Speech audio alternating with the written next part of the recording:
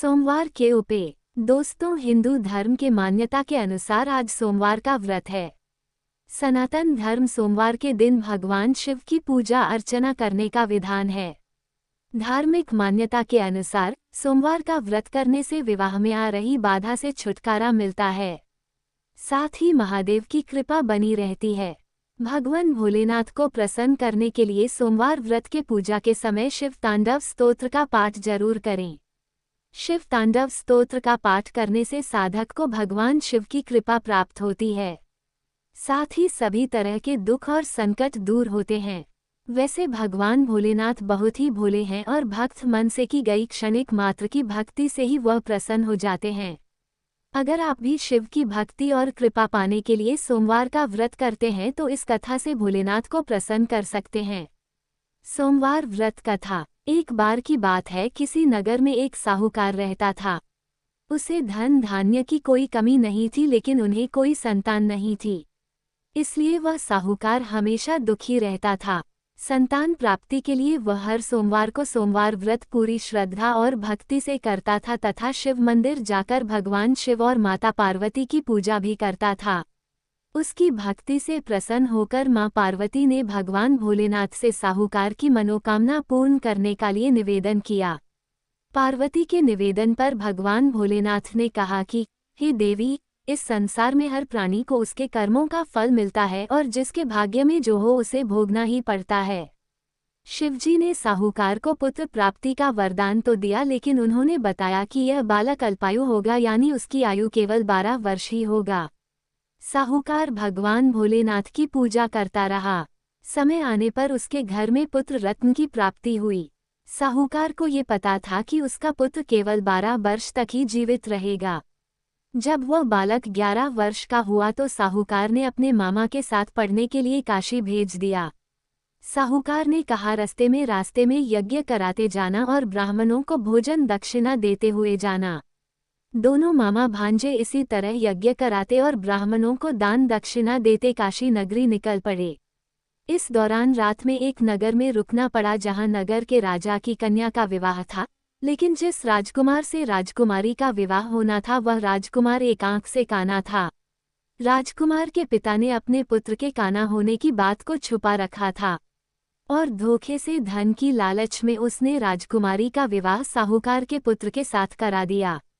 वह ऐसा कर रहा था, इससे धन लेकर और राजकुमारी को अपने नगर ले जाऊंगा। लड़के को दूल्हे के वस्त्र पहनाकर राजकुमारी से विवाह करा दिया गया। लेकिन साहूकार का पुत्र ईमानदार था। उसे यह बात अच्छी नहीं लगी, इसलिए उसने अवसर पाकर राजकुमारी के दुपट्टे पर लिखा कि तुम्हारा विवाह तो मेरे साथ हुआ है, लेकिन जिस राजकुमार के संग तुम्हें भेजा जाएगा वह एक आंख से काना है। मैं तो काशी पढ़ने जा रहा हूँ। जब राजकुमारी ने चुन्नी पर लिखी बातें पढ़ी तो उसने अपने माता पिता को ये बात बताई। राजा ने अपनी पुत्री को विदा नहीं किया, फिर बारात बिना दुल्हन लिए वापस चली गई। शादी के बाद साहूकार का लड़का अपने मामा के साथ काशी पहुंचकर यज्ञ किया। साहूकार का लड़का का जिस दिन लड़का 12 साल हुआ उस दिन भी यज्ञ का आयोजन था। लड़के ने अपने मामा से कहा कि मेरी तबीयत कुछ ठीक नहीं लग रही है। तो मामा ने कहा कि तुम अंदर जाकर आराम कर लो। लेकिन भगवान भोलेनाथ के वरदान के अनुसार कुछ ही देर में उस बालक के प्राण पखेरु उड़ गए। मृत भांजे को देखकर उसके मामा ने विलाप करना शुरू कर दिया। संयोगवश उसी समय शिवजी और माता पार्वती उधर से गुजर रहे थे। पार्वती माता ने भोलेनाथ से कहा, स्वामी, मुझे दुखी मनुष्य के रोने के स्वर सहन नहीं हो रहा, आप इस व्यक्ति के कष्ट को तुरंत दूर कर दीजिए।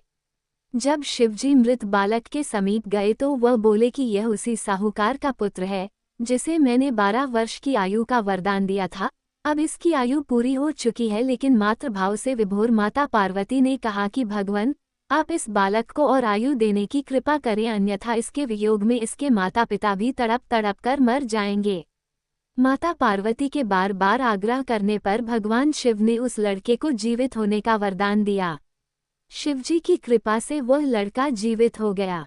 शिक्षा पूरी करके लड़का मामा के साथ अपने नगर की ओर वापस चल दिया। दोनों चलते हुए उसी नगर में पहुंचे जहां उसका विवाह हुआ था। उस नगर में भी उन्होंने यज्ञ का आयोजन किया। उस लड़के के ससुर ने उसे पहचान लिया और महल में ले जाकर उसकी खातिरदारी की और अपनी पुत्री को विदा किया।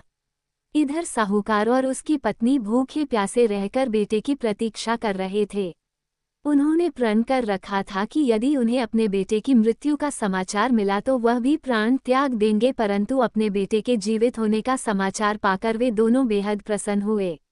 उसी रात भगवान शिव ने साहूकार के स्वप्न में आकर कहा, हे भक्तजन, मैंने तेरे सोमवार के व्रत करने और व्रत कथा सुनने से प्रसन्न होकर तेरे पुत्र को लंबी आयु प्रदान दी है। इसी प्रकार जो कोई भी भक्त श्रद्धावश सोमवार व्रत करता है या कथा सुनता और पढ़ता है, उसके सभी दुख दूर होते हैं और सभी मनोकामनाएं पूर्ण होती हैं। दोस्तों, कहानी अच्छी लगी होगी तो वीडियो को लाइक करके चैनल को सब्सक्राइब कर लेना। धन्यवाद।